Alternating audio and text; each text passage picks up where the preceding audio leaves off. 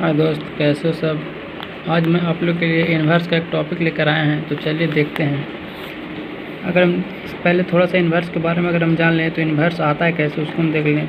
अगर मान लीजिए कि tan थीटा बराबर 1 दिया हुआ है, क्या दिया हुआ है, tan थीटा के बराबर 1 दिया हुआ है। देखिए, इन्वर्स जानने से पहले थोड़ा सा एक बेसिक नियम है, उसको समझ लीजिए। अगर हम दिया हुआ कुछ 9 गुने 4 बराबर 3 गुने x, यहाँ से x के वैल्यू अगर आपको निकालने के लिए कहेगा तो क्या कीजिएगा, x जो जानते हैं कि x 3 है, x के साथ गुना में है, और इसको अगर बराबर की साइड ले जाएंगे तो डिवाइड में चला जाएगा। तो इस तरह से अगर लाएंगे तो ये 3 मतलब x का वैल्यू इस तरह से कितना आ जाएगा, 12 आ जाएगा। तो इस तरह से हम x का वैल्यू फाइंड करते हैं। तो ये कब होता है, जब गुना में रहता है तब डिवाइड में चला जाता है। अगर यहाँ पर वैल्यू कुछ प्लस में दिया हो रहता है तो इसको इस साइड ले जाते हैं तो माइनस में हो जाता है। लेकिन हम लोग जानते हैं कि यहाँ पर जो वैल्यू दिया हो रहता है tan के साथ जो एंगल रहता है ये गुना में नहीं रहता है। लेकिन फिर भी हमको अगर थीटा का ज़रूरत पड़े तो इसको बराबर ये साइड ले जाते हैं, तो वही ना डिवाइड में जाता है ना गुना में जाता है। अगर इसको बराबर के साइड लेना जाता है तो इन्वर्स बन जाता है। तो यहीं से इन्वर्स आता है दोस्तों। ये तो बेसिक रूल था। चलिए टॉपिक की बात करते हैं। जैसे इसमें कुछ बेसिक फार्मूले होते हैं जिसको आपको याद रखना पड़ेगा। जैसे दिया हो रहा था साइन इन्वर्स साइन एक्स का वैल्यू कितना होता है, x के बराबर होता है। अगर कॉस x का वैल्यू आपसे पूछा जाए तो इसका वैल्यू भी 1 होता है। अगर आपसे पूछा जाए tan x का वैल्यू कितना होगा तो ये भी x के बराबर होता है। इसमें 6 बेसिक फार्मूला, तो उसको मैं आपको सामने लिख दे रहा हूँ, और उसके बाद मैं आगे भी और कुछ बताऊँगा। इसी तरह से होता है cos इन्वर्स। cos x का वैल्यू अगर पूछेगा तो इसका वैल्यू भी x के बराबर होता है। अगर पूछेगा cot x बराबर, इसका x के मान x के बराबर होता है।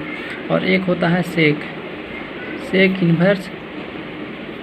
x, देखिए बराबर x। इसको रटने की ज़रूरत नहीं है, जो बाहर है वही अगर ब्रैकेट के अंदर है तो उसका वैल्यू जो यहाँ पर साइन के साथ जो एंगल रहेगा उसी के बराबर हो जाएगा। cos इन्वर्स cos x, जो बाहर है वही अंदर है, तो जो इसके साथ एंगल रहेगा उसी के बराबर हो जाएगा। तो चलिए अब कुछ एग्जाम्पल के साथ समझते हैं दोस्तों। जैसे ये दे दिया है फॉर्मूला, इक्वेशन दे दिया गया है tan इन्वर्स x, इसका वैल्यू ज्ञात करने के लिए कह रहा है। और इसमें कुछ कंडीशन भी दे दिया है कि जो है if theta lies on -π/2 plus π/2, बोल रहा है कि जो थीटा का वैल्यू है -π/2 मतलब -90 से +90 के बीच होना चाहिए। कंडीशन दिया हुआ था पहले से दोस्तों। तो इसको हम, ये कुछ नहीं है, इसमें को हम सॉल्व करने के लिए सबसे पहले करेंगे tan इन्वर्स। हम लोग जानते हैं कि 1 की जगह क्या लिख सकते हैं, tan π/4 लिख सकते हैं। दोस्तों जानते हैं कि tan π/4 का वैल्यू 1 होता है। और अब देखिए एकदम सिंपल फार्मूला आ गया, tan इन्वर्स tan थीटा का वैल्यू कितना के बराबर होता है, जो इसके साथ एंगल दिया हुआ रहता है उसके बराबर होता है। अभी हम आप लोग आपको बताए थे दोस्तों कि देखिए tan इन्वर्स tan x, जो इसके साथ एंगल रहेगा उसी के बराबर हो जाता है। तो वहाँ पर क्या हो गया, π/4 के बराबर हो गया। अगर हम दूसरा क्वेश्चन के बराबर की बात करें कि साइन इन्वर्स -√3/2 का वैल्यू क्या हो जाएगा, तो इसमें कुछ नहीं करेंगे, साइन इन्वर्स लिख देंगे इस तरह से।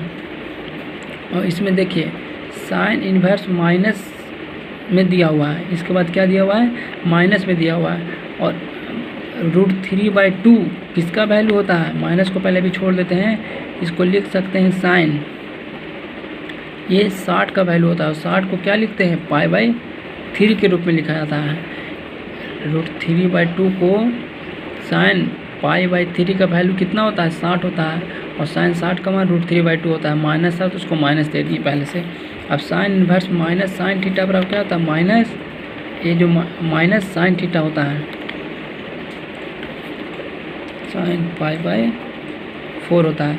देखिए हम क्या बोले, जो साइन इन्वर्स माइनस थीटा रहेगा तो इसका वैल्यू माइनस साइन थीटा के बराबर होता है। इसको फॉर्मूला है, इसको याद रखिएगा। तो ये माइनस बाहर आ गया, ये माइनस जो था बाहर आ गया।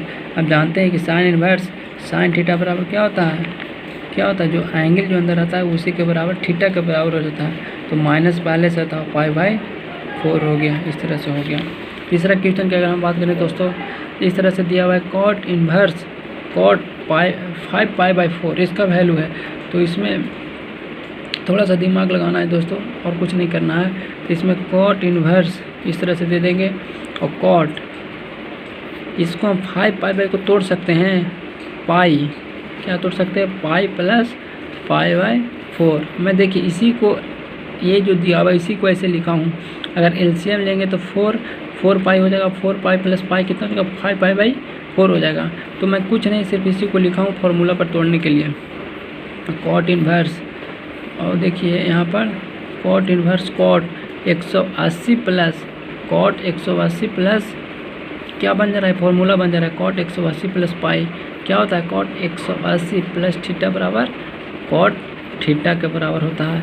अब देखिए फॉर्मूला बन गया दोस्तों, कॉट इन्वर्स कॉट थीटा बराबर क्या होता है, जो एंगल रहता है उसी के बराबर हो जाता है, π/4 के बराबर हो जाता है। अब देखिए अगला हम क्वेश्चन की बात करें, tan inverse tan pi minus π/4। तो इसको इस तरह से सोल्व करेंगे tan इन्वर्स। अब जानते हैं कि tan 180 माइनस थीटा बराबर क्या होता है, माइनस tan थीटा के बराबर होता है दोस्तों। तो माइनस tan थीटा लिख दिए। और ये जो tan inverse minus tan theta बराबर क्या होता है, इसको भी याद रखिएगा आप लोग, कि tan इन्वर्स माइनस थीटा बराबर क्या होता है, माइनस tan थीटा होता है दोस्तों।